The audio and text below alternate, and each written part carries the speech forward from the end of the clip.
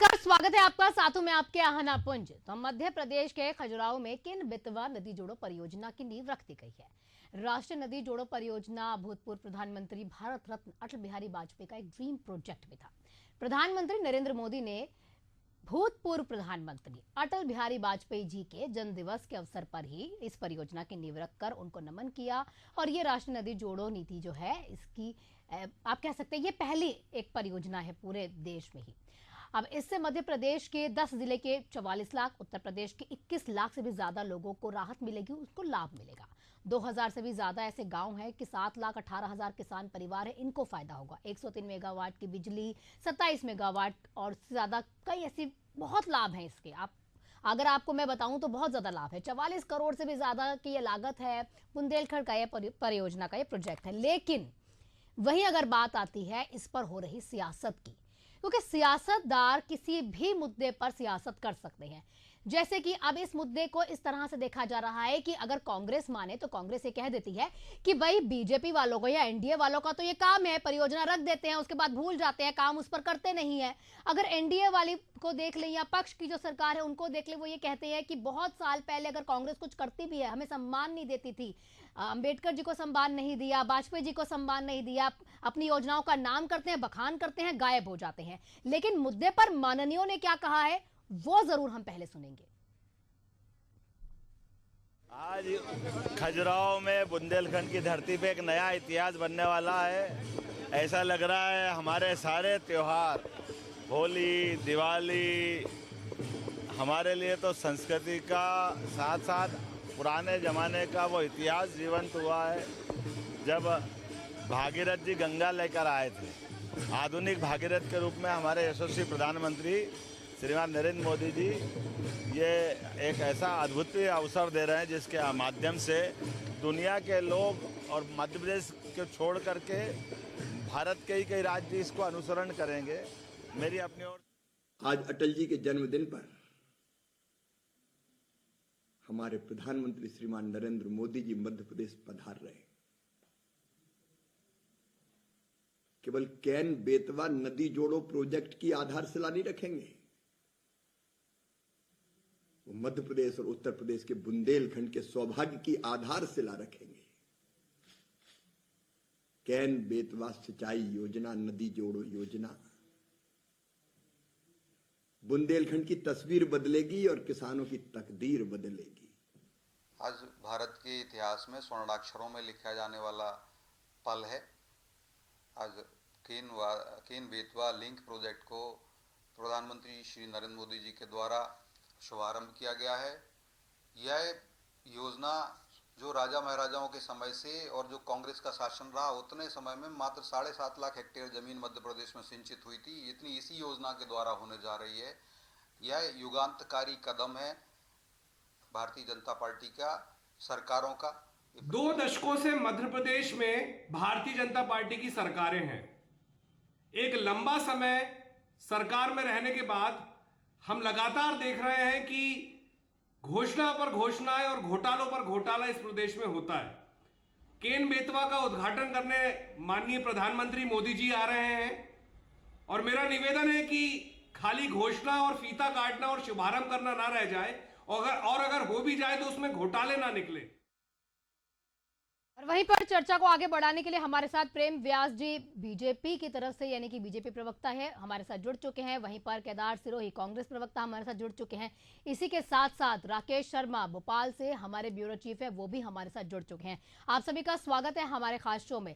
सबसे पहले मैं जानना चाहूंगी कांग्रेस के पास, क्योंकि सर आप ही की पार्टी के, या आप कह सकते हैं आपके गठबंधन के एक नेता है, नाम है अखिलेश यादव जी। आज सुबह सुबह एक ट्वीट उन्होंने कर दिया, उन्होंने कह दिया कि यह परियोजना जो है, ये परियोजना बीजेपी वालों की नहीं है, एनडीए सरकार की नहीं है। और उन्होंने तस्वीर भी यहां पर रखी है। तस्वीर में है मुलायम सिंह यादव और मनमोहन सिंह जी। उन्होंने साथ साथ लिख दिया इस परियोजना के पीछे जो पर्याप्त पानी है, जल, विद्युत, ये सब जो है बुंदेलखंड के लिए जल स्रोत में सुधार जरूर करेगा, तमाम चीजें लिखी। लेकिन साथ ही साथ उन्होंने ये भी लिख दिया है कि ये हमारा सपना था, 2005 में लाया गया था और इसका क्रेडिट लेने की जो होड़ है ये अब एनडीए ने कर ली है। देखिए, ये बात सही है कि इस प्रोजेक्ट की जो शुरुआत है और भी लंबे पहले हो गई थी और कांग्रेस ने हमेशा डैम बनाने पे बड़ा काम किया। आजादी के बाद ही आपने देखा है कि देश में अलग अलग राज्यों में डैम बनाए गए, मध्य प्रदेश में बनाए गए। और जब डैम बन रहे थे तो भारतीय जनता पार्टी ये कहती थी कि इसमें से पानी, बिजली निकलेगी तो पानी का करंट खत्म हो जाएगा। ये शायद आपने भी सुना होगा, हमने तो सुना है ऐसा, अब वो मैंने पढ़ा नहीं पर सुना है, वो उसका रेफरेंस आप गूगल पे देख लीजिएगा। तो ये वो लोग हैं, जब उस समय जब भारत में कांग्रेस पार्टी डैम बना रही थी तब भारतीय जनता पार्टी लोगों के बीच में भ्रम फैला रही थी कि पानी से बिजली निकल जाएगी तो उसका पानी का जो ताकत है वो खत्म हो जाएगा। हाँ। तो वो किसी काम का नहीं रहेगा। अब आज वही भारतीय जनता पार्टी डैम बनाने की तरफ जा रही है। मैं उन्हें बधाई देता हूं। आज हमारे लिए बड़ा चैलेंज है, बुंदेलखंड यूपी के लिए भी बड़ा चैलेंज है, मध्य प्रदेश के लिए भी बड़ा चैलेंज है। वहां के लोगों का जीवन स्तर और हमारे इधर के लोगों का जीवन स्तर, ऐसे लगता है जैसे अफ्रीका और इंडिया के बीच में जो गैप है, इस तरीके का गैप है। मैं खुद गया हूं गाँव में, इसलिए बोल रहा हूं, देखा हुआ। घर आज भी बहुत कबेलुओं के हैं, टूटे फूटे हैं, किसानों की स्थितियां बहुत करीब है। वहां के अधिकतर लोग जो है वो माइग्रेट होते हैं, छोटी मोटी नौकरी के लिए बाहर प्राइवेट सेक्टर में परेशान होते हैं। वहां की जो ट्रेन आती है, वहां की जनरल बोगी आपको बता देगी कि वहां के लोग परेशान है। अब हमारा यही कहना है कि अच्छा है, प्रोजेक्ट है, ठीक है, ये एक राजनीतिक लड़ाई सबकी अपनी अपनी क्रेडिट की चलती रहेगी। अब इसका क्रियान्वयन जल्दी हो जाए, पहला। दूसरी बात, जब देखिए डैम बनते हैं तो डैम बनने के साथ, विकास के साथ थोड़ा विनाश भी होता है, ये मानना पड़ेगा। वहां जमीनें डूबेंगी, लोगों के घर होंगे, पलायन होगा, विस्थापन होगा, वो रिजर्व जो फॉरेस्ट का है लैंड, उसका, एनिमल का, तमाम तरह। तो इनके लिए एक जो जीवन निर्माण, जो उनकी जरूरत का जो विस्थापन का पैसा है वो मिलना चाहिए। देखिए अभी लैंड इक्विजिशन की बात आएगी, भारत में लैंड इक्विजिशन पे बहुत विवाद चल रहा है। मैं अभी कुछ दिन पहले नोएडा भी था, उत्तर प्रदेश में था, वहां पर एयरपोर्ट को लैंड दे दी गई, जैसे यहाँ धारावी मुंबई में हुआ था। तमाम जगह जमीनें जा रही है, पर जो उस जमीन के वास्तविक मालिक है, जो किसान है, मजदूर है, या उस गांव के लोग हैं, उनको बहुत तकलीफें आ रही है। जो मुआवजा मिलना चाहिए वो मुआवजा नहीं मिलता, सेटलमेंट टाइम पे नहीं होता, और उस बीच में भ्रष्टाचार सबसे बड़ा है। तो ये नहीं होना चाहिए। और मैं हाथ जोड़ के आग्रह करूंगा सरकार से कि ये डैम छोटा डैम नहीं है, इसमें आपकी नीयत और नीति को छोड़ दीजिएगा। जैसे धर्मपुरी में डैम बह गया, फूट गया, कई जगह हम लोग देखते हैं धार बदनावर का जो डैम था वो लीकेज होकर चला गया, उधर रीवा सतना साइड कौन सा एक रॉक में उसमें से पानी लीकेज हो गया। तो ये जब डैम बनाए हम, तो इसमें पूरी सतर्कता रखें। ये देश के पैसों के साथ साथ में, समृद्धि के साथ साथ में लोगों के जीवन पर भी है। ये छोटा डैम नहीं है। 8-10 लाख हेक्टेयर में किसानों को भी मतलब सिंचाई मिलेगी, 40-50 लाख 60 लाख लोगों को दोनों राज्यों में मिलकर पानी का मिलेगा, 60-70 किलोमीटर का इसमें बहाव बनेगा। तो इन सारी चीजों पे हम लोगों को विशेष ध्यान रखना चाहिए। और एक अपोजिशन पार्टी के तौर पर हम लोग, जहां भी हमको कमियां दिखेगी इस डैम में, जहां भी भ्रष्टाचार दिखेगा, जहां लोगों के हितों का हनन होता हुआ दिखेगा, हम पूरी ताकत के साथ अपनी आवाज को रखेंगे, मजबूती से रखेंगे, जिससे हमारे लोगों का जो हितों का संरक्षण हो पाए, उनके अधिकार का आनंद। ठीक। हमारे साथ प्रेम व्यास जी भी हैं। प्रेम व्यास जी, जानना ये चाहेंगे कि जिस तरह से कांग्रेस ये कहती है कि परियोजनाएं तो बहुत सारी बोल दी जाती हैं, उसको स्टार्ट कर दिया जाता है, लेकिन खत्म नहीं होती है, वो काम कभी पूरा नहीं होता है। इसी के साथ साथ आपने भी देखा होगा, आज अखिलेश यादव जी ने एक ट्वीट भी कर दिया है, क्योंकि उत्तर प्रदेश में भी कहीं ना कहीं इस परियोजना का फायदा है। और ये परियोजना 2005-2008 में, क्योंकि 5 में जब लाई गई थी और 2008 में इसका समझौता भी हुआ था, तो वो ये कहते हैं कि भाई हमारी लाई हुई परियोजना को आप क्रेडिट ले रही है एनडीए। नहीं, देखिए आना जी, सबसे पहले तो आज चूंकि अटल जी का 100वां जन्म जयंती है, मैं भावपूर्ण श्रद्धांजलि पूरे परिवार की तरफ से अटल जी के लिए। चूंकि एक युग पुरुष के रूप में उन्होंने जो एक स्वप्न देखा था, 2003 की बात है, जब उन्होंने नदी जोड़ो परिकल्पना करी थी, जब उन्होंने ग्राम सड़क जोड़ो की परिकल्पना करी, तो निश्चित रूप से 20 से 23 वर्षों का लगभग लंबा कार्यकाल लगा इस परियोजना को जो है धरातल पर ला रहे हैं। और मध्य प्रदेश में गौरवान्वित हूं कि मध्य प्रदेश में आदरणीय मुख्यमंत्री मोहन यादव जी के दृढ़ संकल्प के कारण ही संभव हो पाया। पिछले लगभग 3 वर्षों से इस परियोजना पर सतत कार्य चल रहा था, किसानों से समझाइश चल रही थी, किसानों से बात चल रही थी, और जो मुद्दे आदरणीय केदार जी उठा रहे, निश्चित रूप से उसके लिए एक पूरी परियोजना बनी है। उसके पश्चात केंद्र से पैसा स्वीकृत होना और उसके पश्चात परियोजना का धरातल पर आना। हमने तो 90 के दशक की भी कई परियोजनाएं थी जो आदरणीय कांग्रेस के समय पर अधूरी थी, उनको भी पूरा करा, एक लंबी फहरिस्त है। 2014 से 2024 के मध्य में लगभग ऐसी 19 परियोजनाएं थी जो जिसके नामाकरण हो गया था, जिसका शिलान्यास प्रारंभ हो गया था, लेकिन कार्य नहीं हुआ था। तो निश्चित रूप से उनको भी धरातल पर लाने एक का आध कार्य परियोजना करा। का नाम भी बता दीजिए ना, उनको भी याद आ जाएगा।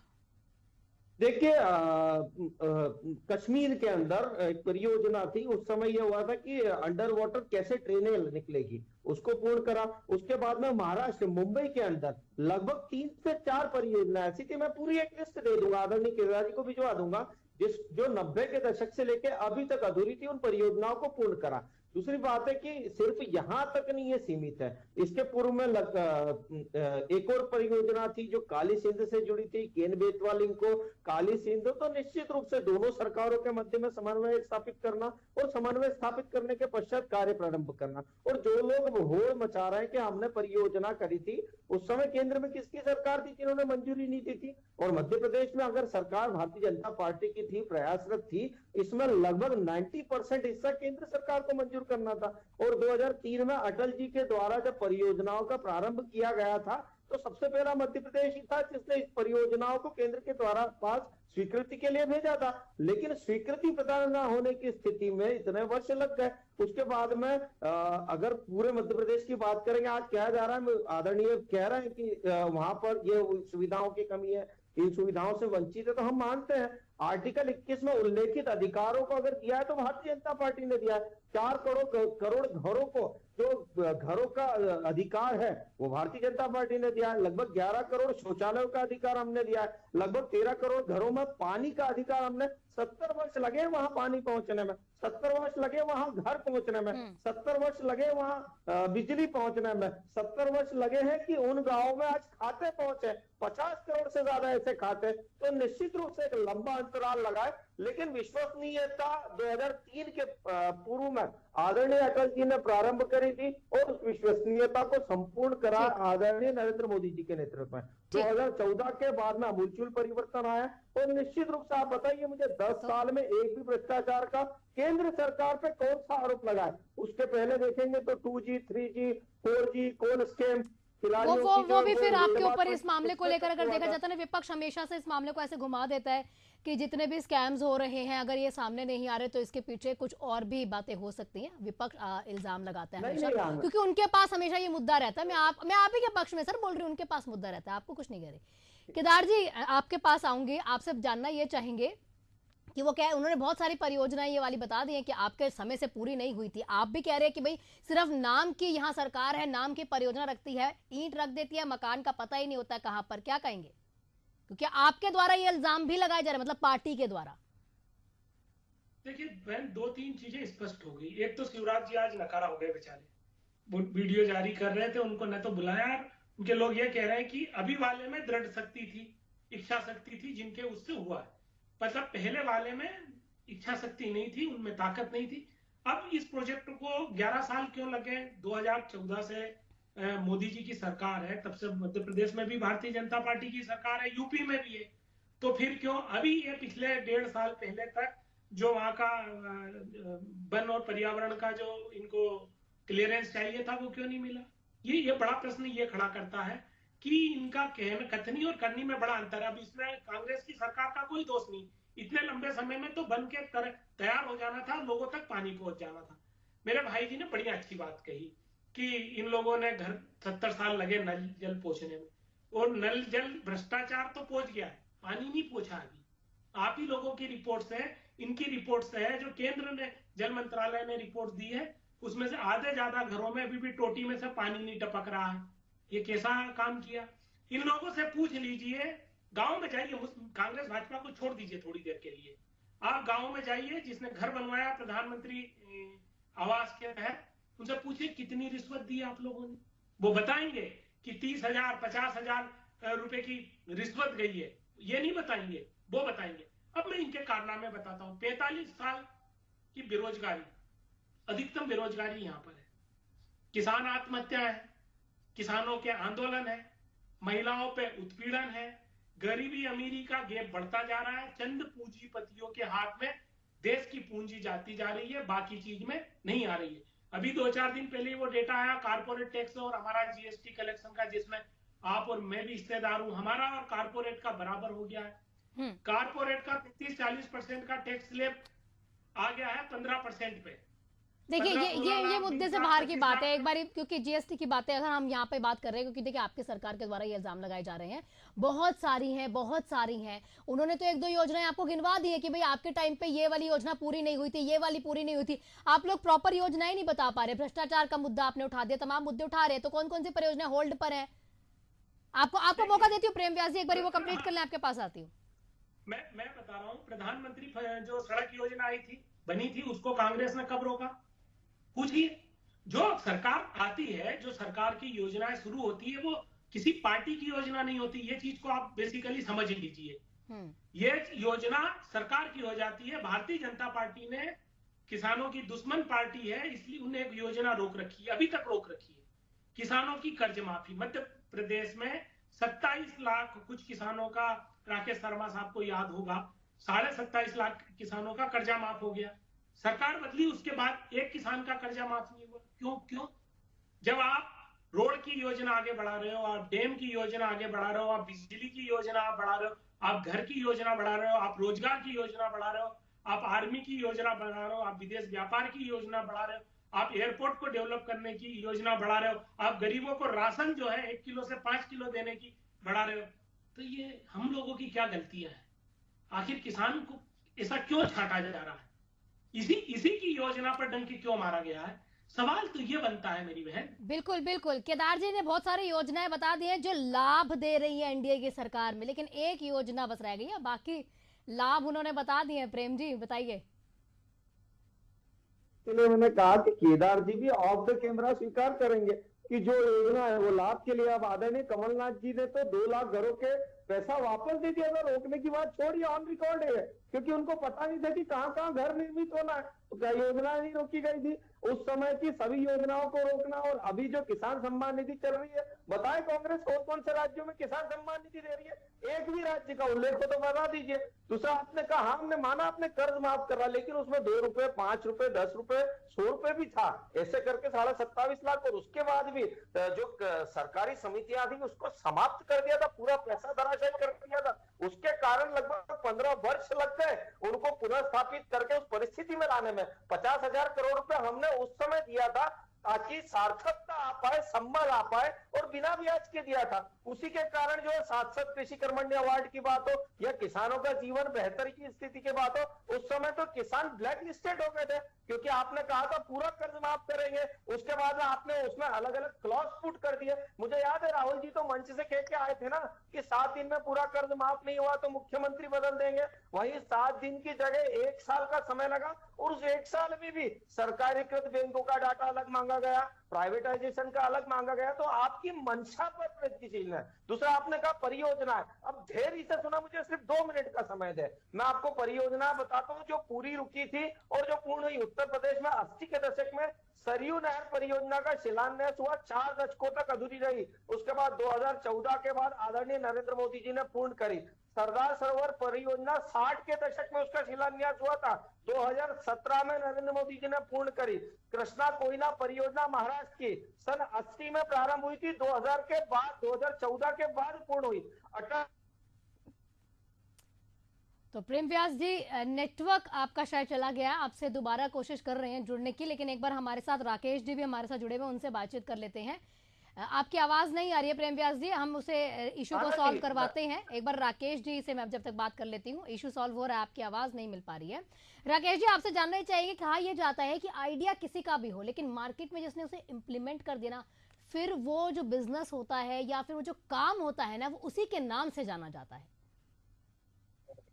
देखिए, बिल्कुल आपने निश्चित रूप से कहा, क्योंकि आइडिया होता है, इम्प्लीमेंट करने वाला जोर होता है, तो उसकी वाहवाही होती है। और यही कारण है कि यदि योजना आज से 100 साल पहले भी किसी ने सोची थी, लेकिन उस पर इम्प्लीमेंट करना यदि आज प्रधानमंत्री नरेंद्र मोदी कर रहे हैं, तो वाहवाही जो है प्रधानमंत्री नरेंद्र मोदी की होगी।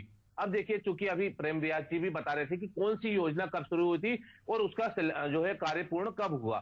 तो दरअसल यही होता है कि जो श्रेय लेने की जो राजनीति होती है वो हमने पिछले करीब 4-5 दशकों से देखते हुए आ रहे हैं। और यही कारण है कि यदि इंदिरा गांधी के समय यदि कोई योजना शुरू हुई थी और यदि वो योजना यदि प्रधानमंत्री नरेंद्र मोदी के कार्यकाल में पूरी हो रही थी, उसका जो श्रेय है वो पूरी तरह से प्रधानमंत्री नरेंद्र मोदी ले रहे हैं। और यही कारण है कि प्रधानमंत्री नरेंद्र मोदी के कार्यों की वजह से यानी उनके कार्यकाल में यदि योजनाएं पूरी हो रही हैं, तो यही कारण है कि वो पूरी तरह से श्रेय लेते हुए जो है आम जनमानस के मन में एक जो है बैठते जा रहे हैं, यानी एक अपनी जगह बनाते जा रहे हैं। दूसरी ओर देखिए, आज हम बात कर रहे हैं बुंदेलखंड को लेके। बुंदेलखंड को लेके बात की जाए तो मध्य प्रदेश की सियासत में बुंदेलखंड हमेशा सियासत का केंद्र बिंदु रहा है। एक समय जब केंद्र में जब प्रधानमंत्री मनमोहन सिंह थे, उस समय बुंदेलखंड को सूखा राहत के लिए पैकेज दिया जाता था। और सूखा राहत के पैकेज के नाम पे यदि उस समय एलिगेशन ये लगाए जाते थे कि बंदर बाट हो रही है, जो प्रभावित किसान हैं उन तक जो है वो राशि नहीं पहुंच पा रही है। इसको लेके हमने सियासत भी बहुत देखी 2004 से लेकर 2014 तक। लेकिन आज यदि हम बात करें तो आज इस प्रकार से किसानों को उनकी फसलों तक यदि सिंचाई के लिए पानी पहुंचाने के लेकर यदि एक ये बड़ा कदम यदि केंद्र सरकार ने उठाया है राज्य सरकार के समन्वय से, तो माना जा सकता है कि आने वाले समय में चाहे ये योजना 5 साल में कंप्लीट हो, 6 साल में हो, लेकिन शुरुआत उन्होंने कर दी है। और यही कारण है कि जिस प्रकार से बड़े कार्यक्रम के जरिए इस कार्यक्रम को, इस योजना को जो है लॉन्च किया गया है, इसका श्रेय भी जो है बीजेपी सरकार लेगी। दरअसल देखिए आना जी, देखा जाता है कि कोई भी योजना कभी भी पूरी हो, उसको लेकर जो वर्तमान में सरकार होती है वो उसका पूरी तरह से श्रेय लेती है। लेकिन यदि बुंदेलखंड को लेकर बात की जाए तो बुंदेलखंड में सूखा काफी समय पड़ता रहा और यही कारण है कि जो सिंचाई का रकबा जो है वो बुंदेलखंड में कम होता गया। लेकिन तत्कालीन मुख्यमंत्री शिवराज सिंह चौहान के कार्यकाल में भी जो है काफी सिंचाई के रकबे को बढ़ाने की कोशिश की गई और यही कारण रहा कि 7.5 हेक्टेयर से बढ़ा के उन्होंने सिंचाई के रकबे को जो है 60 लाख हेक्टेयर तक लाने की कोशिश भी की। अब चूंकि वर्तमान में मुख्यमंत्री हैं डॉक्टर मोहन यादव, उन्होंने भी जो कवायद किए, इनके कार्यकाल को 1 साल पूरा हो चुका है और 1 साल के यदि कार्यकाल को देखा जाए तो आना जी एक बड़ी उपलब्धि मानी जाती है कि केन बेतवा लिंक परियोजना यदि मध्य प्रदेश में शुरू हो रही है तो निश्चित रूप से इसका श्रेय जो है वर्तमान मुख्यमंत्री डॉक्टर मोहन यादव को जाएगा। जी केदार जी, आप कुछ कह रहे थे जब प्रेम जी सारी योजनाओं की लिस्ट दे रहे थे, कब शुरू हुई, कब पूरी हुई, ये तमाम जानकारी देते, आप कुछ कह रहे थे उस समय। मैं ये कह रहा था, राहुल जी का 10 दिन का बोल रहे थे। अब मुझे ये बता दें कि आज जो शिलान्यास कर रहे हैं, आज जो पूरा डैम का काम हो रहा है, क्या कल बन के खड़ा हो जाएगा या इसमें समय लगेगा? पहली बात, स्वाभाविक है इसमें समय लगेगा। राहुल जी ने 10 दिन का कहा था, पहले ही दिन कर्ज माफी पे दस्तखत हुए। 1 रुपया, 25 पैसा, 10 पैसा जो भी माफ हुआ, आगे आप भी कर दीजिए, 2 पैसा कर दीजिए, 3 पैसा कर दीजिए, फिर उस योजना को चालू कीजिए। रहा 10 दिन की जो व्यंग्य कसा है कि अगर 60 दिन में नहीं हुआ तो मैं रोड पे आ जाऊंगा, जूते मार देना, फांसी पे लटका देना। भाई वो उनसे भी पूछ लें जरा कि आखिर वो कहीं रोड पे आए क्या, फांसी पे लटके हैं क्या।